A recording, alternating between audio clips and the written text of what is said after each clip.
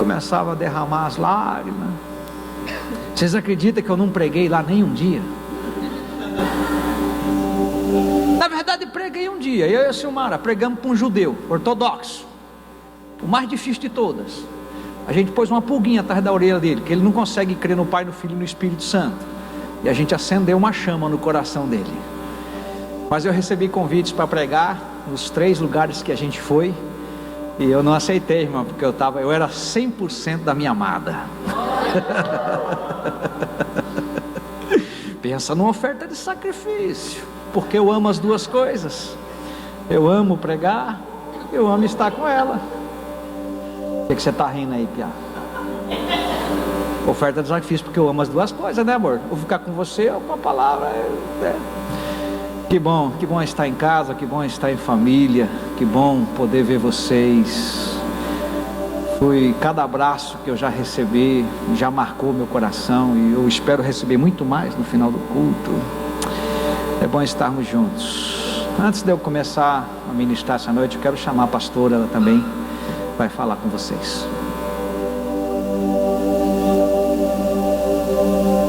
E aí, povo?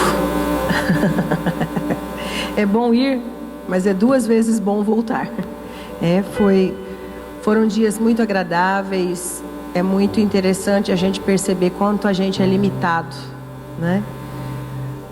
Porque às vezes a gente pensa que a vida termina aqui, mas tem muita vida além do nosso país, né? Um povo diferente, e cada um que passa, uns você acha meio esquisito, meio fala, meu Deus, que povo esquisito, né? Mas a gente pode perceber o quanto Deus ama aquele povo também. Nós somos numa igreja muito conhecida, num dos lugares onde a gente esteve, e aí eu fiquei muito triste, irmãos, porque eu não entendi uma palavra daquele povo falou, e eu falei, quero voltar para a minha igreja.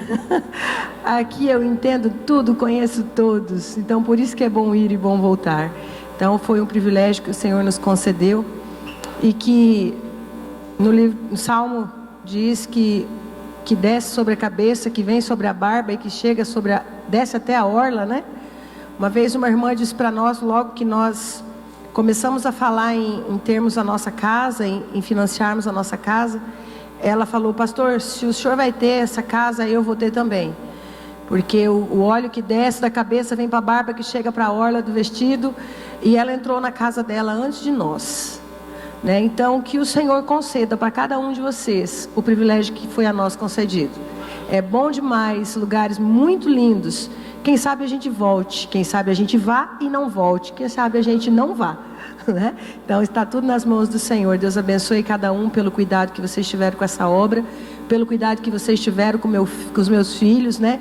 Muitos levaram até guloseimas, né, crianças? Embora um homem de 25, uma mulher de 18 já não precise mais assim de tantos cuidados, mas é bom saber que a igreja se importou com eles. Aqueles que ligaram, isso é precioso demais. E aqueles que mantiveram esse barco neste mar tão grande, sendo levado para a eternidade. Deus abençoe cada um de vocês. Irmãos, eu fiz algo até lá que eu falei que ia fazer. Tem um lugar chamado Times Square. Eu pus aliança no dedo dela e dancei com ela no Times Square. Vocês acreditam? Pode, Aldo, um negócio desse? Nem acreditei. A minha religião quase se manifestou. Brincadeira. Foi muito bom, foi emocionante. Quem esteve conosco foi o Pedro e a Tati, que filmaram, que viram, que presenciaram. Muito bacana. Eu disse para alguém hoje, eu espero que você não precise esperar 25 anos para poder fazer uma viagem dessa. Uns vão com 5 anos já, outros vão com comemorar o dos 10. Quem vai? Quem vai? É só põe um propósito. A gente não sonhava com isso, mas Deus deu de uma forma muito especial para nós. Eu quero, antes de ministrar a palavra, irmãos, lembrar aos homens ao máximo, os homens que vão fazer o curso Homem ao Máximo. O curso começa sábado agora, porém, na caminhada, algumas pessoas desistiram, para ser exato 3. Nós somos em 10, está faltando 3. E eu gostaria de estimular você a permanecer. São 13 semanas, né, amor? 13 ou 14 sábados que você vai dar para você mesmo, você vai investir na sua vida, no seu caráter, na sua vida espiritual, para fazer esse curso aqui, ó. Esse aqui é o material, né?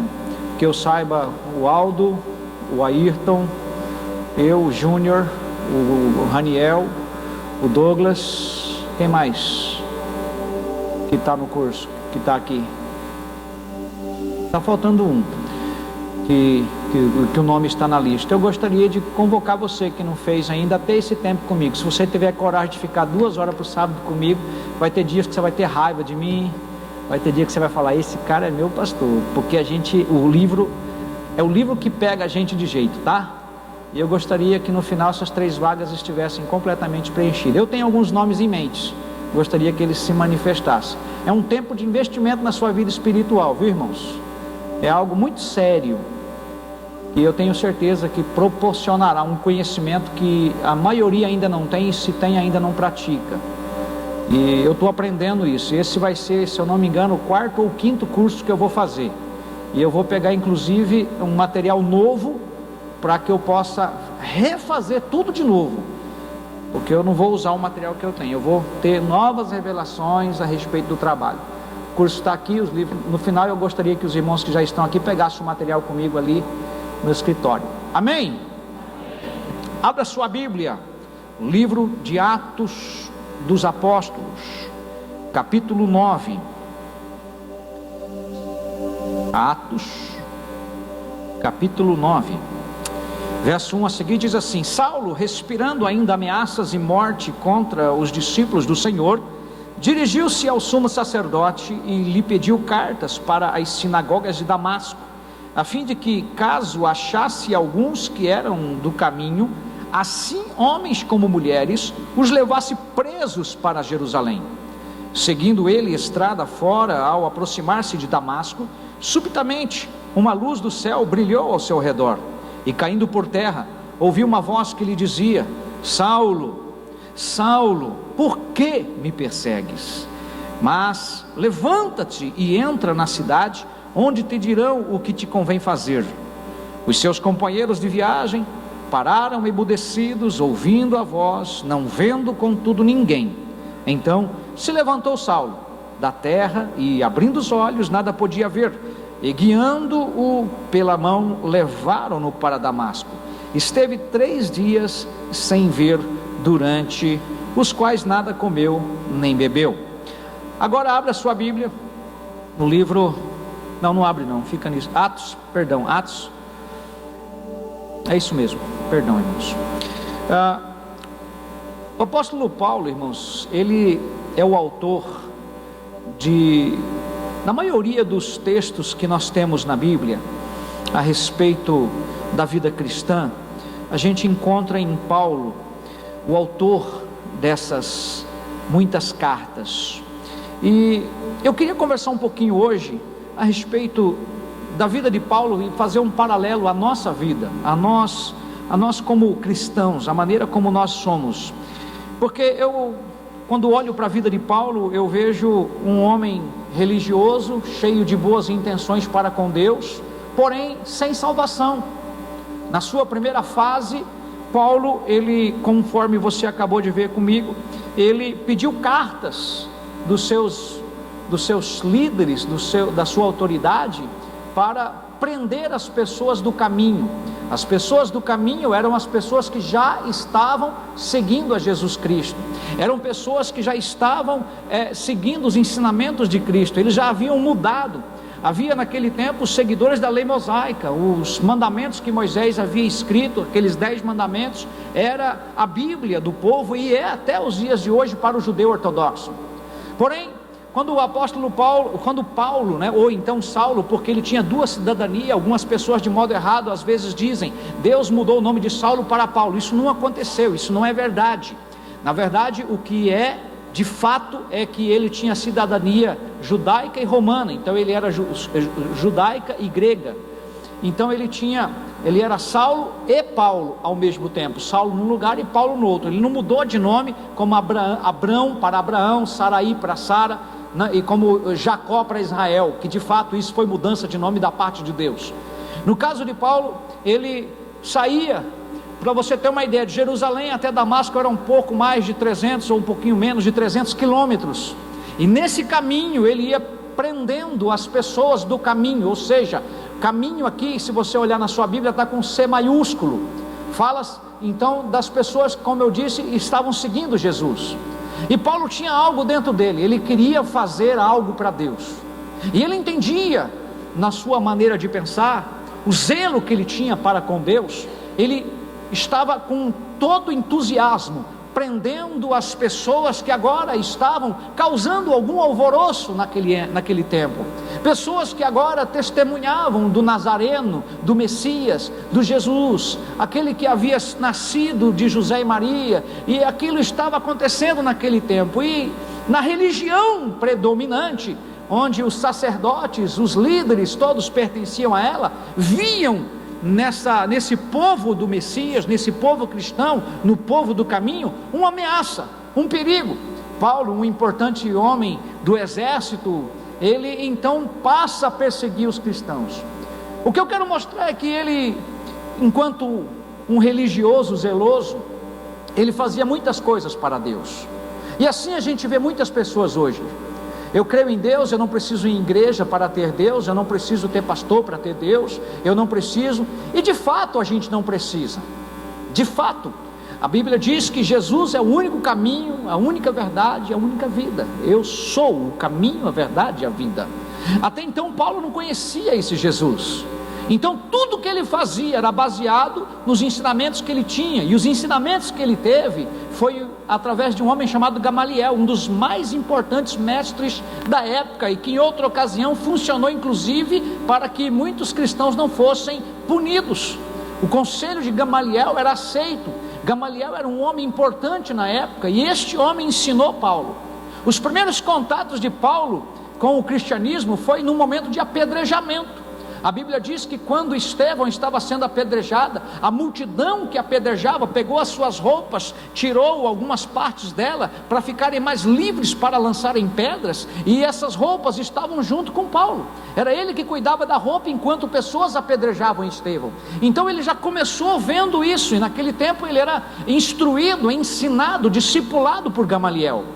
Ele foi discipulado de tal modo que ele ficou muito zeloso pela lei de Deus, onde ele próprio diz isso no livro de Atos. Em outra ocasião você pode ler para poder entender o que eu estou querendo dizer nessa noite. Sabe, irmãos, assim nós temos muitas pessoas hoje, evangélicas ou católicas, eles são tementes a Deus, e não está errado isso. O erro é quando eu acho que eu preciso fazer para Deus me aceitar. O erro é quando eu acho que fazendo aquilo que, mesmo que seja matar alguém, Deus vai me aceitar. A verdade não é bem assim, e a gente vai ver posteriormente.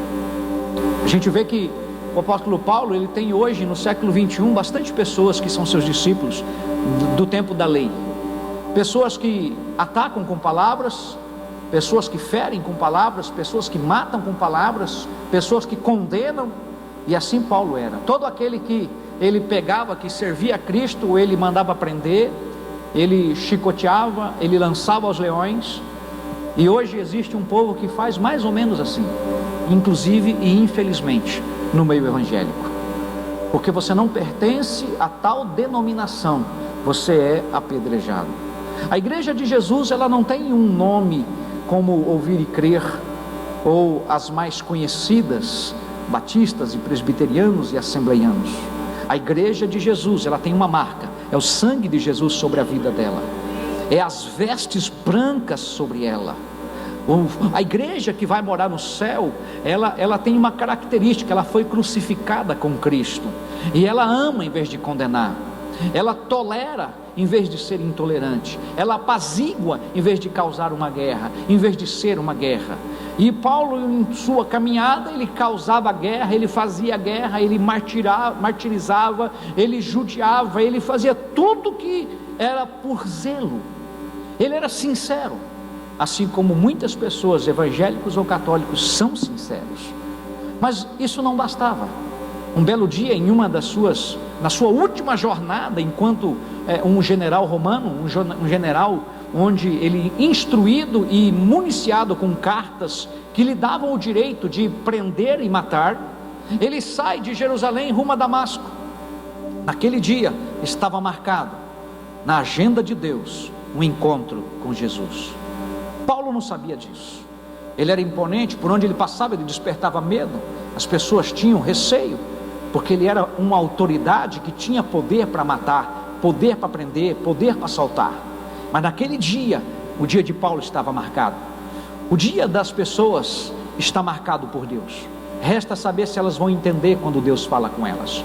A maioria de vocês, se não todos, já tiveram esse momento onde, num momento de decisão, você escolheu servir a Cristo. Foi o momento em que Paulo, nesta caminhada, ele tem uma luz, a Bíblia descreve como uma luz que faz com que ele caia de um cavalo, faz com que ele escute uma voz, e a voz dizia para Paulo, e ele entendia: por que você me persegue? Naquele momento em diante a vida de Paulo muda. O homem religioso, o homem zeloso pela lei de Deus, agora não entende mais nada. Ele é conduzido para um quarto onde ele fica cego, mudo, por 3 dias.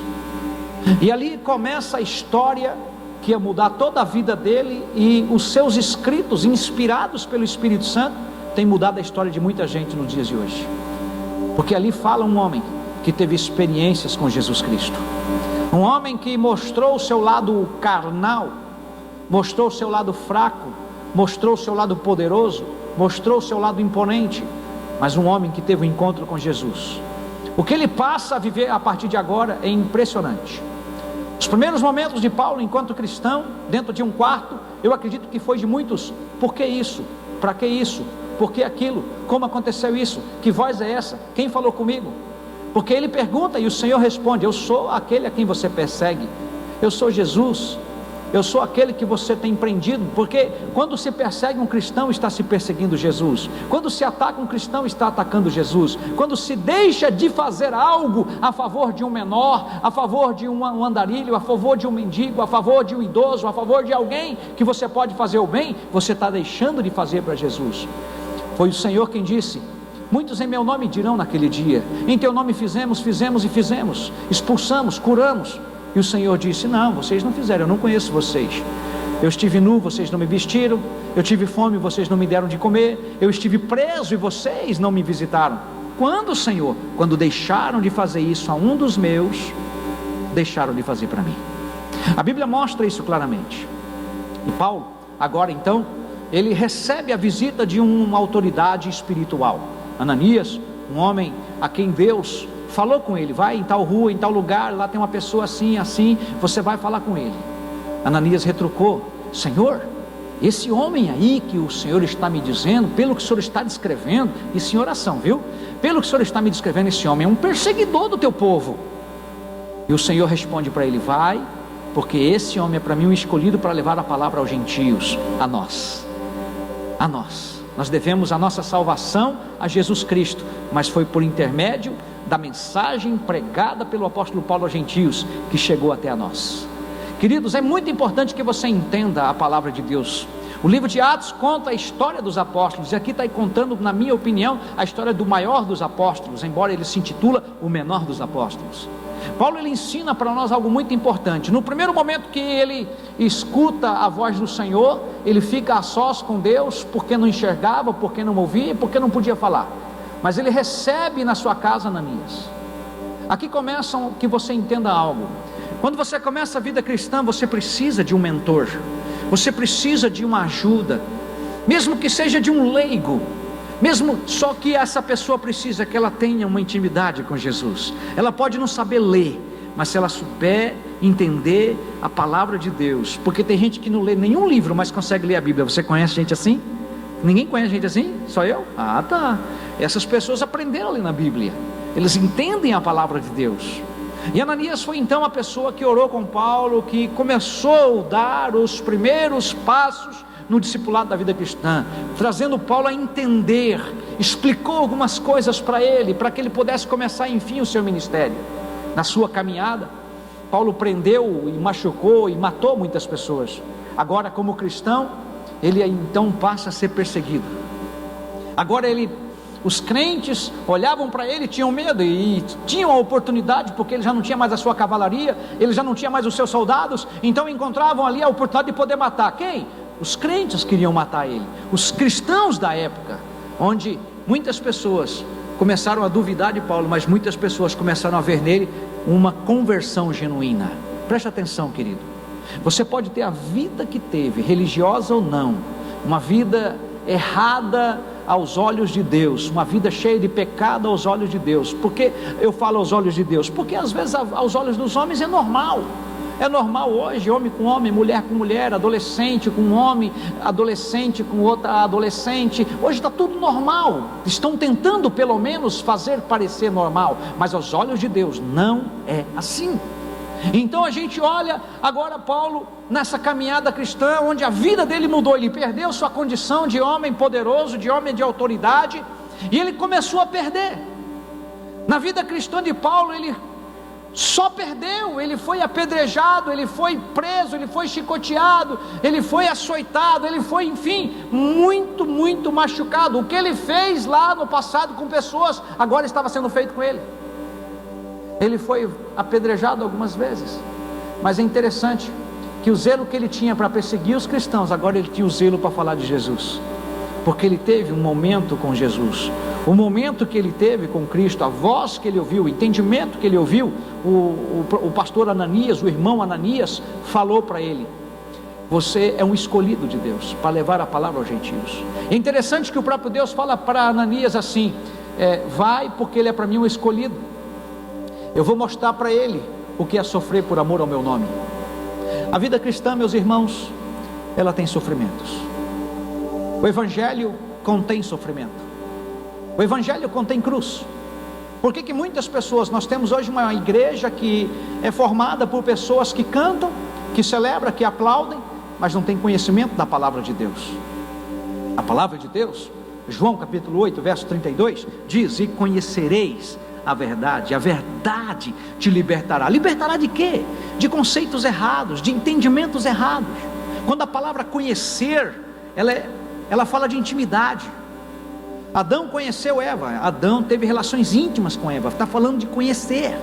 E quando você conhece a palavra de Deus, ela vai te trazendo base, vai te trazendo entendimento para as verdades que virão à frente, e que anexada àquela verdade que você entende, ela vai te dar, ela vai te formular, ela vai te formar, ela vai te levar a entender. Quando você vai para a escolinha, você aprende o A, E, I, O, U, você aprende o ABCD, você aprende a forma geométrica, são os primeiros passos para te dar base, para você entender muito do que virá de conhecimento pela frente. E hoje, infelizmente, a gente vê muitas pessoas enfraquecidas espiritualmente. Por quê? Porque eles cantam, eles levantam mãos, mas eles não entenderam ainda o que é adorar, eles não entenderam ainda o que é ser crucificado com Cristo.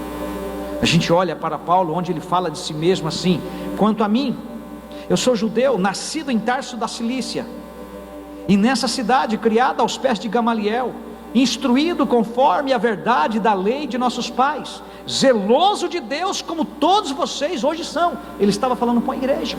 Ele continua dizendo assim: eu persegui este caminho até a morte, prendendo e pondo em prisões tanto homens quanto mulheres, como também o sumo sacerdote me é testemunha, e todo o conselho dos anciões.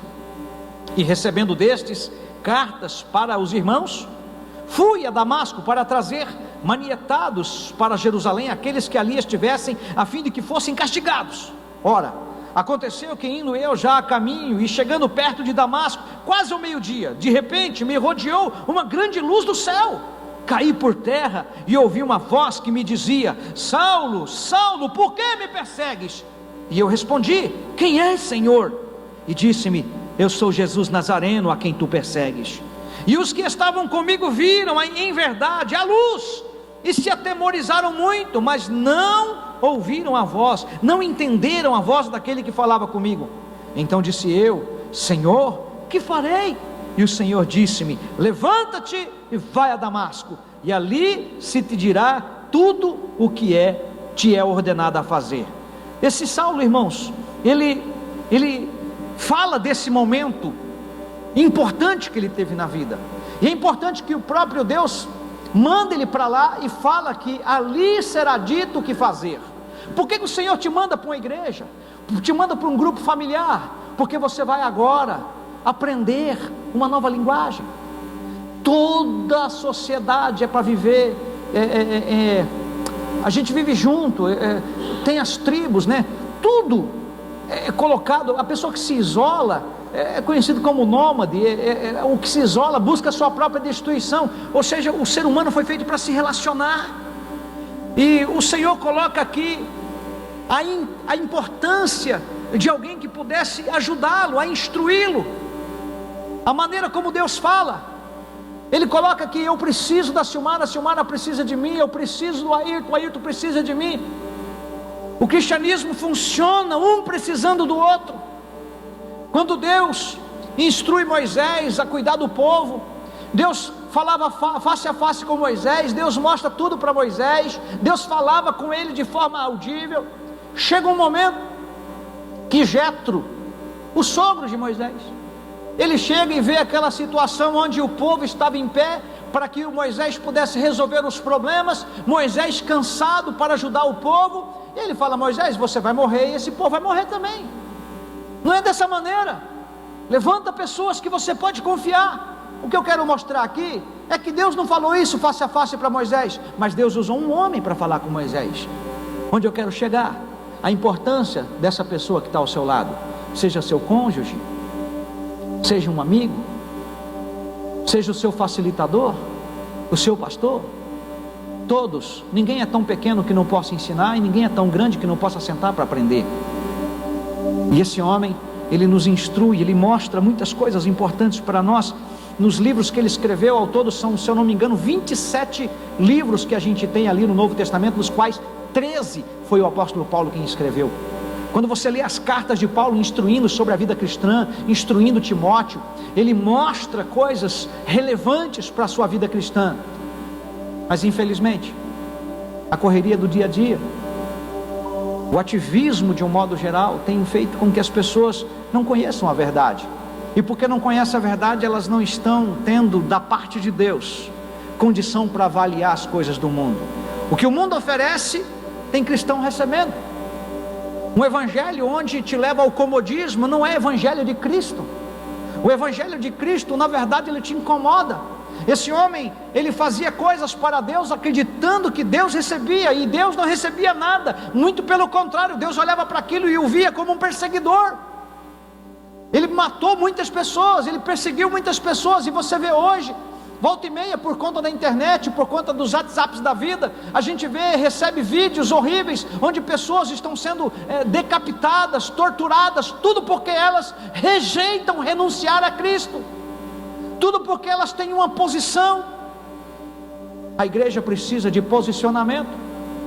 O apóstolo Paulo poderia dizer então: quando eu era religioso, seguidor de Deus, eu não apanhava, eu tinha um sustento, a minha vida era boa, a minha vida era bacana. Agora que eu resolvi ser crente, olha que porcaria que virou a minha vida.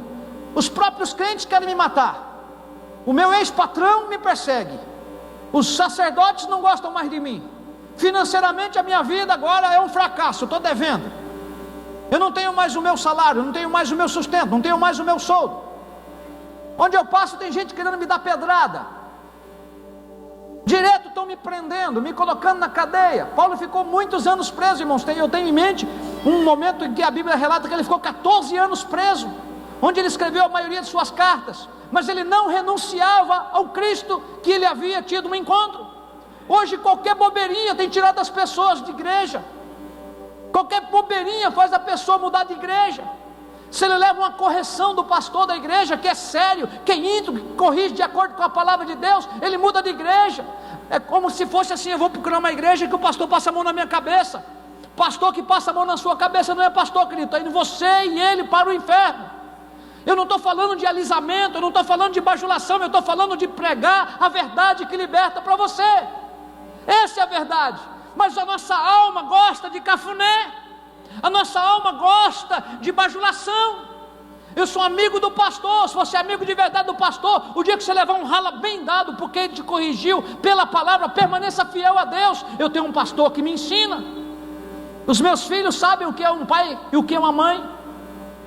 A gente pega pesado lá, irmão. Os pais, não, tudo pode, tudo é permitido. Está aí essa bandidada, está Está aí essa meninada virando lésbica, aceitando ideologia de gênero. Está aí essa meninada roubando, matando, saqueando, tacando fogo nas pessoas. Volta e meia a mídia noticia filhinhos de papais embriagados. Você sabe com quem você está falando? Há uns anos atrás, ainda talvez com 18 anos, eu fui preso aqui em Dourados por arruaça. Estava dando um cavalinho de pau ali na frente do bar do Paulão, aqui na frente, antiga rodoviária. Quem lembra da antiga rodoviária? Eu estava dando um cavalinho de pau lá. Não é do tempo teu não, Luizão? O Luizão não lembra não. E eu estava junto com um cara que talvez alguém aqui conheça, o Ricardo, filho do Teru da Cometa ali. Estava eu e o Ricardo. E a gente dando um cavalinho de pau ali na frente. A polícia veio e deu uns pedala na nossa cabeça e levou todo mundo preso. Eu me lembro que avisaram meu pai, porque eu era filho de um homem que tinha 2 comércios na cidade. Eu morava ali próximo à escola Objetivo, num sobrado bonito. Opa, isso aí não é qualquer um, vamos avisar o pai dele. Meu pai foi lá, olhou, pode deixar ele aí. Pode deixar ele aí. Deixa ele aí. Tinha uma quadrilha na época, 9 pessoas foram presas e colocaram na mesma cela que a gente, irmão. Devia ter uns 20 naquela cela. Só os antigos vão lembrar do Bocage. Teve gente que lembrou do Bocage. O Bocage estava na cela, ele não parava de gritar, irmãos. E a gente com medo de apanhar, porque os caras falavam: se vocês ficarem gritando aí, a gente vai bater em vocês. E a gente fala: cala a boca, Bocage, cala a boca nada, e xingava. E as coisas mais nojentas eu vivi naquele lugar. Eu tenho um nojo de banheiro, e o banheiro não tinha porta, era um vaso. Acho que de lá que eu tenho esse negócio. Banheiro para mim é sagrado, entra e fecha a porta. Não tem esse negócio de mulher, esposa, filho, não. Entra e fecha a porta, acabou. Não tem ninguém que fazia parte desse, é o momento mais íntimo da minha vida. E ali os miseráveis faziam do meu lado.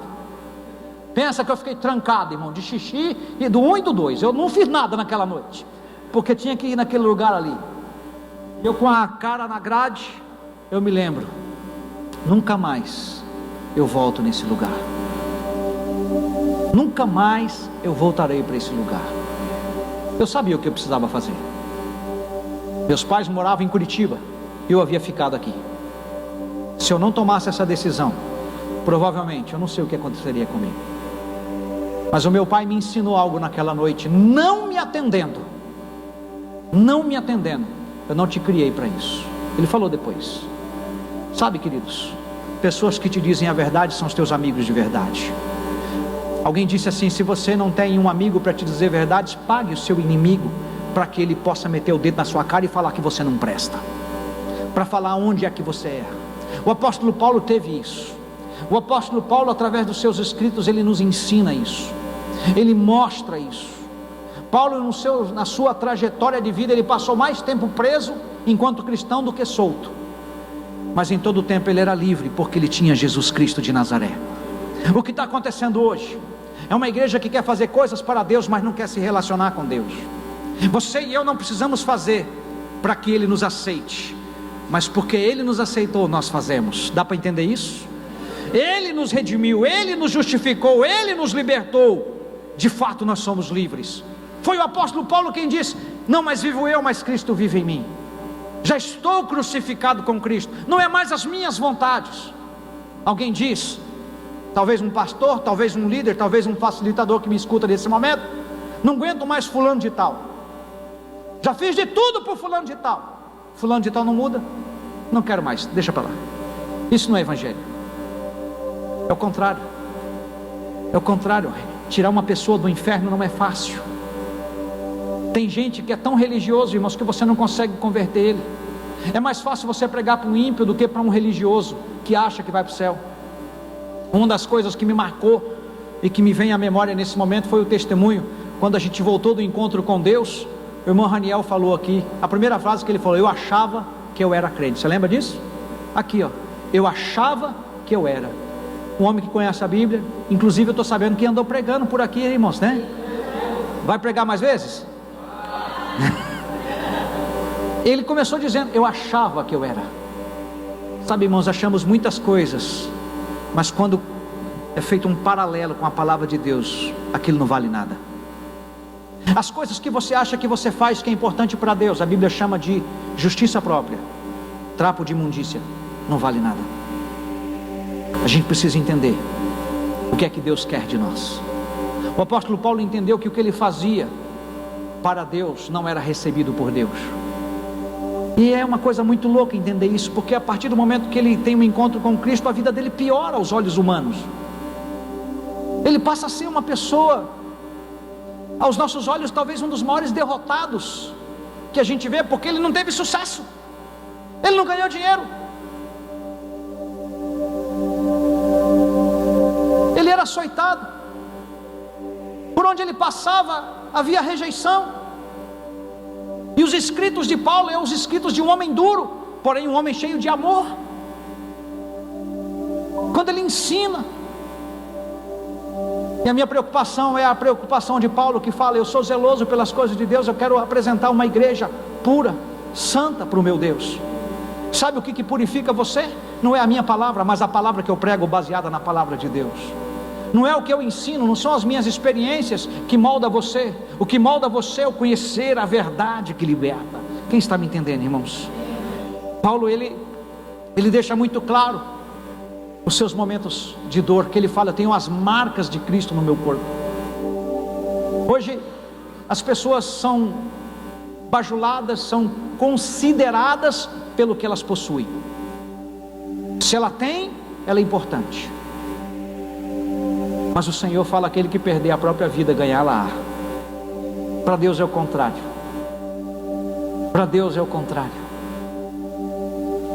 Não é o que você conquista que vale, é a sua resistência. Paulo, em todos os seus momentos de dor, cadeia, apedrejamento, chicotada, tem um texto, é muito longo, eu não vou ler por causa disso, mas ali mostra toda a sua trajetória de dor, mas finaliza mostrando que ele permaneceu fiel. A sua capacidade de resistir, de permanecer. Se você colocar nessas Bíblias de iPad, de celular, a palavra perseverança, a palavra perseverar, e ler cada versículo que aparece lá, você vai entender o que eu estou querendo dizer. Seja um perseverante, seja determinado. Eu recebi uma palavra da parte de Deus e eu não mudo. A igreja é uma grande família, cheia de pessoas. Alguns chegam muito doentes e aqui são curados e começam a andar em maturidade. Eu fiquei muito feliz de chegar na minha casa e ouvir do meu filho e da minha filha que eles dois não brigaram, não se desentenderam. Eu falei para minha esposa: a maturidade chegou nessa casa, um cuidando do outro. Vocês acreditam que o Juan fazia café da manhã para a Gabi? Vai Deus na causa. Mas o meu filho tem um baita de um coração, quem conhece ele sabe do que eu estou falando. Mas o que eu gostei e amei saber disso, que enquanto eu e Silmara longe, eles cuidaram um do outro. Eu fico feliz de ter os filhos assim. Outro dia eu recebi uma palavra de um profeta, e uma das partes que ele fala comigo, ele diz assim: bendito é o homem que tem os seus filhos junto com ele na caminhada cristã. Eu louvo a Deus por isso. Queridos, a capacidade de resistir precisa estar em você. A resistência, o temporal, a resistência às pancadas da vida. Quem aqui não sofre pancadas da vida? Momento de dor por causa do luto, momento de dor por causa de doenças, momento de dor porque vem uma crise financeira, momento de dor porque vem um momento difícil que você não entende o porquê daquilo e você pergunta. Pode perguntar para que é, pode perguntar por que é. Só fique firmado na verdade. Vai passar. Eu disse no início, você vai passar pelo vale da sombra da morte, porque a Bíblia diz que você não vai passar. Lá diz assim: quando passares pelo fogo, não te queimarás. O apóstolo Paulo entendeu tudo isso de forma muito prática.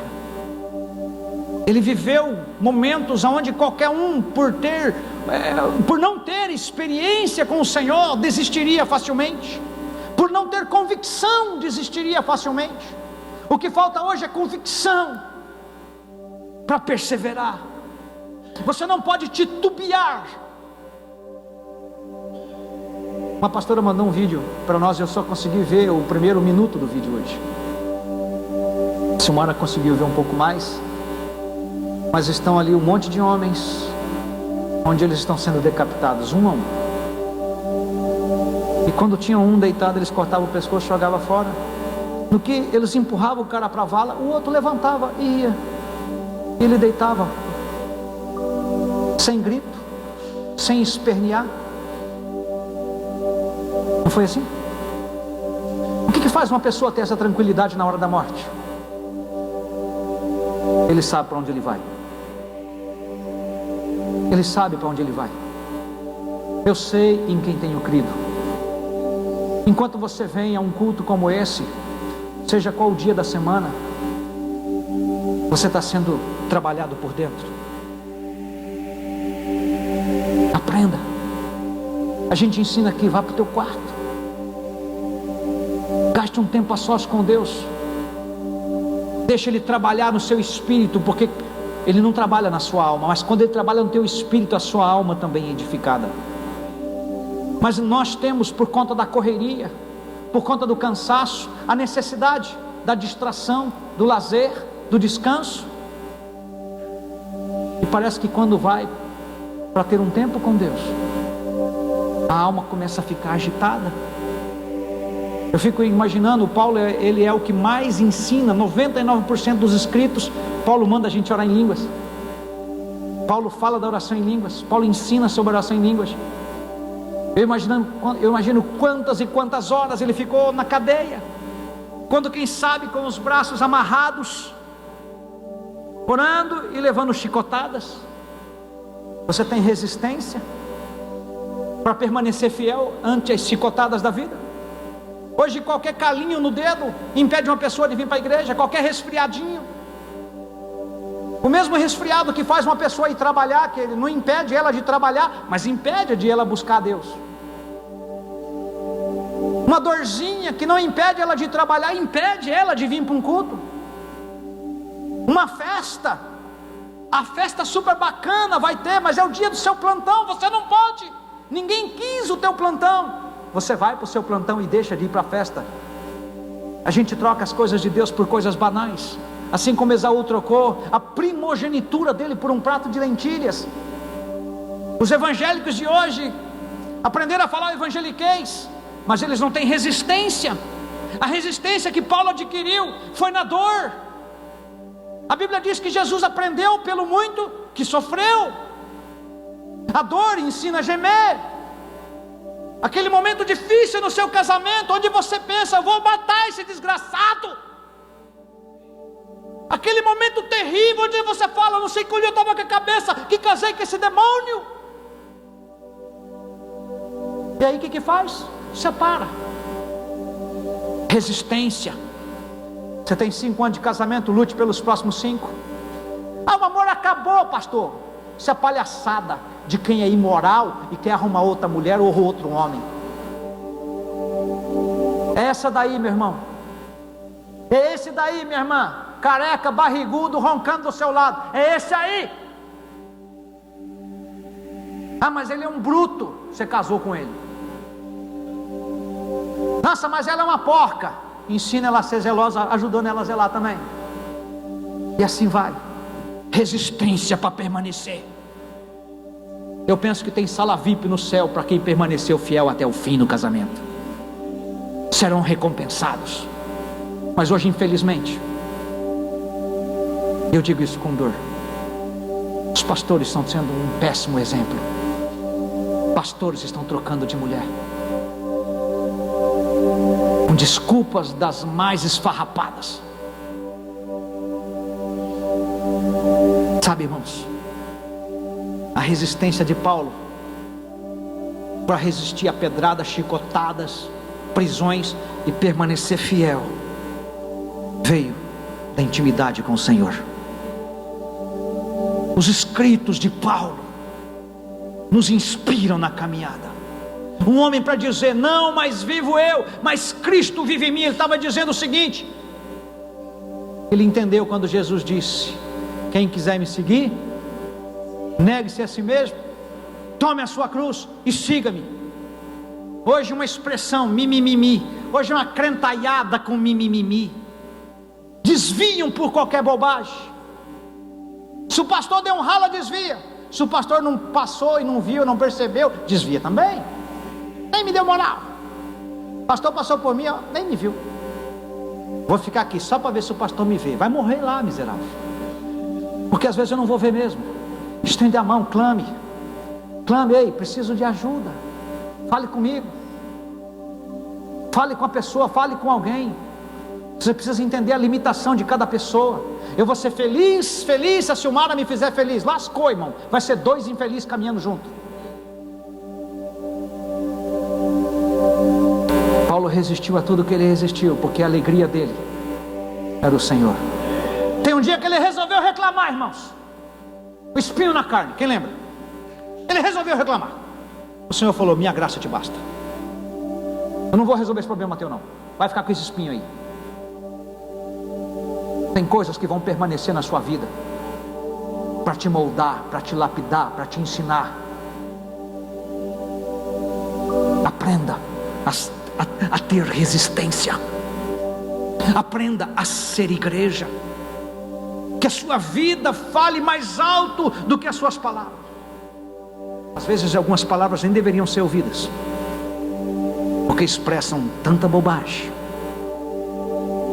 Quando eu olho para a história desse homem que é rica, mas um homem que, assim como eu e você, saiu da religião e entrou no cristianismo. No cristianismo eu não faço, ele faz através de mim. No cristianismo eu não pago, ele pagou o preço alto por mim. Ele pagou. Nada que eu faça, nada vai pagar o que ele fez por mim, Vaguinho, o que ele fez por nós, meu filho. Por isso que o Senhor deixou escrito lá em Apocalipse: aquele que for fiel até a morte receberá a coroa da vida. Perseverança, determinação, coragem, ousadia, tudo isso ele tinha. Não tinha medo, não tinha medo. Tinha uma palavra, mesmo nos momentos mais escuros, ele tinha uma palavra. Que você, como homem de Deus da sua casa, você tem uma palavra para sua família. Tem um momento em que Paulo está sendo levado para fazer uma defesa, se eu não me engano, em Roma, e no caminho, Atos capítulo 23, 24, 25, não me lembro exatamente, mas ele diz assim, a escritura diz, íamos tranquilamente, pensando que já tínhamos conquistado tudo. O navio ia sendo conduzido pelo vento sul, ou seja, um vento de paz, de tranquilidade. Estava tudo céu limpo, aquele dia maravilhoso, lindo. Mas de repente, a Bíblia diz, um vento chamado Euroaquilão veio e arrebentou com tudo. Aquela tranquilidade aparente foi embora. Quem estava lá no barco, irmãos? Paulo. Aquele navio inteiro sobreviveu, mais de 200 passageiros, tripulantes, porque havia um homem de Deus naquele lugar. Eu profetizo homens como Paulo lá no emprego onde você está. A sua voz é uma voz profética. O seu comportamento é um comportamento que mostra a Deus. Não porque você fica falando, eu sou crente. Não porque você... Irmãos, o pior tipo de crente é aquele que condena o outro e já põe no inferno. Ó, vai para o inferno, viu, se continuar fazendo assim. Os crentes de um modo geral são odiados porque condenam pessoas. A gente não condena pessoas, a gente absolve pessoas. O primeiro momento de Jesus com a prostituta, com a adúltera, melhor dizendo, foi de absolvição e não de apedrejamento. A igreja precisa aprender com o apóstolo Paulo. A igreja precisa aprender com Jesus. Paulo é o mentor da vida no Espírito. Ele aprendeu quando Jesus ia. A Bíblia diz que sempre Jesus se retirava a sós para orar. A luta está difícil, você está orando pouco. Pastor, eu estou com muito problema no meu casamento. Você não está orando nada. E se você começar a orar, talvez dê uma tumultuada. Mas uma coisa é certa, você vai permanecer fiel e vai passar. Tua mulher está chata, irmão, sabe? Sabe aquela mulher chata, rixosa que a Bíblia escreve? É melhor morar na casa com goteira do que com uma mulher rixosa. Já viu isso aí? Pois é, meu filho, você não pode largar dessa não. Vai orar. Vai orar. Vai orar. Você lembra de Jó? Ele perdeu os filhos, a riqueza, perdeu a saúde, e a Bíblia diz que Deus restituiu tudo em dobro, Vanderlei. Riqueza em dobro, filhos mais lindos ainda, a saúde dele, o homem ficou bom, irmão, que ele fez mais filho com a mesma mulher, não trocou de mulher, irmão. E hoje é o pessoal aí que quer trocar de marido, trocar de esposa. Tem cara que troca a esposa por outro cara.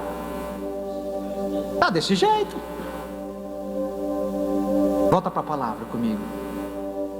Quero mostrar para você, para a gente terminar. Tem a ver Paulo com a minha vida, pastor Jéder. Paulo, ele é uma referência de um homem de dores que permaneceu fiel. Tá ruim para você? Fique tranquilo. Pastor, como é que alguém fica tranquilo na ruindade? Porque quando ele tem a palavra. Como é que alguém fica tranquilo no momento difícil? Porque tem a palavra. Se passares pelo fogo, não te queimarás. Quando passares pelo vale, está escrito em Salmo 23, ainda que eu ande pelo vale de sombra da morte, não temerei mal algum. 1000 cairão ao teu lado, 10.000 ao teu lado, mas você não será atingido. Isso não é qualquer um não. Isso é para aqueles que têm resistência. Resistência. E a resistência, presta atenção nisso agora. A resistência não vem porque você veio no culto de domingo e o pastor pôs a mão na sua cabeça e orou por você. Você não tem resistência porque eu ponho a mão na sua cabeça, ou o pastor Benihim, ou o pastor José, o pastor Heber, o pastor Suzana. Não! A sua resistência vem, meu irmão, das tuas horas após horas na presença do Pai. Está dirigindo? Hora após hora. Está sozinho? Meditando na palavra. A nossa cidade, talvez você não sabe, a maioria não sabe. Essa cidade hoje vive um momento terrível. Há um berço de Satanás sendo instalado na nossa cidade. Lugares onde a obra de macumbaria, a feitiçaria, a magia negra está sendo estabelecida. Tem um bruxo que opera ali para o lado da onde é que o Campina Verde, aquele bando lá embaixo. Quem já viu um castelo lá embaixo cheio de demônio? Ninguém viu lá na Campina Verde? Olha lá, é bem escondido lá direito ali, perto do Carlos lá, não tem um lugar lá? Aquele lugar lá, esse bruxo é riquíssimo. Ele está estabelecendo um lá. E os carros que vão lá, irmão, lá não tem Chevette, Fuca, é de BMW para cima. Ou seja, pessoas riquíssimas, o poder do dinheiro. E a cidade, sabe do que demônios se alimentam? Demônios se alimentam de sangue. Demônios se alimentam da morte. Demônios se alimentam da prostituição. Demônios se alimentam do aborto. E por que eles avançam, pastor? Porque a igreja recua. A igreja que recua é aquela igreja que não ora, e você é a igreja. A igreja que recua é a igreja que não medita, ela não tem capacidade ela não tem força. Nessas lutas de boxe a gente vê, tem peso pena, peso palha, mas tem o peso pesado. O camarada que talvez ele é peso pena, talvez nunca ele vai ser peso pesado. E o peso pesado nunca vai poder lutar com o peso pena. O que eu quero mostrar é que se você não se preparar, você não tem força nem para mandar o diabo embora. E essa força não é força física, é uma autoridade chamada autoridade espiritual. Sexta-feira estava orando aqui na cidade com alguns pastores, à noite, 10 horas da noite. E nós estávamos orando por essa causa. A nossa cidade precisa de homens como Paulo, resistentes. E a nossa resistência ela é cultivada dia após dia. Assim como uma pessoa que quer adquirir músculos, ela frequenta a academia. Ela tem músculos quando ela busca, ela treina. A igreja precisa de músculos espirituais. O inimigo, ele sabe que está escrito a derrota dele na Bíblia. as portas do inferno não prevalecerão diante da igreja do Senhor. O que significa isso? Que quando a igreja avança, a porta do inferno está fechada para impedir a igreja de avançar. É como se tivesse portões e impede a igreja de entrar para estabelecer o reino. A Bíblia diz que você pode ir e arrebentar a porta. É isso que a Bíblia diz. Mas se a igreja não faz isso, o inferno avança, a igreja recua. Paulo, ele deixa seus ensinamentos, ele deixa isso muito claro, ele mostra tudo isso. E eu poderia falar talvez mais tempo sobre isso, mas eu creio que essa mensagem mostra para você que o homem que tinha tudo do bom e do melhor, uma vida cômoda, um homem que era zeloso pelas coisas de Deus, um homem que fazia coisas para Deus, depois de um encontro real com Jesus Cristo, agora ele é perseguido, açoitado, apedrejado, mas em nenhum momento ele pensa em retroceder, em nenhum momento ele pensa em voltar, ele permanece fiel. É por isso que a Bíblia diz: ser fiel até a morte e receberá a coroa da vida. A Bíblia diz: aquele que perseverar até o fim. É isso que nós precisamos. Um tempo ruim, tempo bom, com dinheiro, sem dinheiro, com comida, sem comida, mas marchando até a terra prometida. Doente, marchando até a terra prometida. O cara vai para o hospital, ele prega o evangelho. O cara está na prisão, ele prega o evangelho. Paulo fez muitos discípulos. Eu termino mostrando ele na prisão. As portas se abrem. O dono da prisão, o centurião, o chefe da prisão, o carcereiro, o chefe, chega, se assusta, porque vê tudo vazio, as celas abertas. E agora? E agora? Aí ele vai se matar. Aí Paulo salva uma vida, e esse homem se converte e leva Paulo para a casa dele, e lá ele faz um jantar, e ele mesmo cura as feridas que ele fez enquanto açoitou Paulo. Você já pensou você ser amigo daquele que te açoitava? Só em Cristo você consegue isso, porque na alma você quer prender ele no poste e descer o porrete também. Na alma você fala: me bateu? Chegou a minha vez. E ainda põe Deus na parada. Deus me deu a oportunidade, meus inimigos vão cair diante de mim.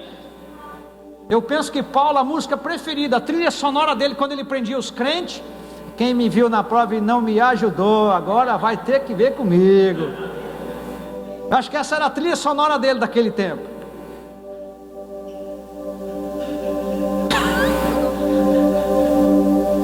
A nossa trilha sonora, irmãos, a música que conduz a sua vida, que embala a sua vida, precisa ser firmada na palavra.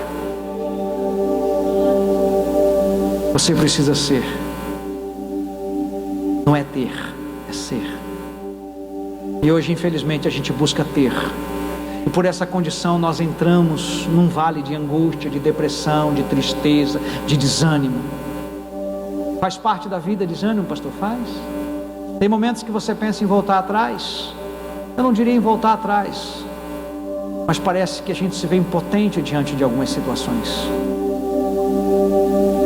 Voltar atrás eu não quero. Meu passado, eu lembro e conto partes da minha vida, porque eu sou liberto do meu passado. O que você precisa é entrar para ficar sós.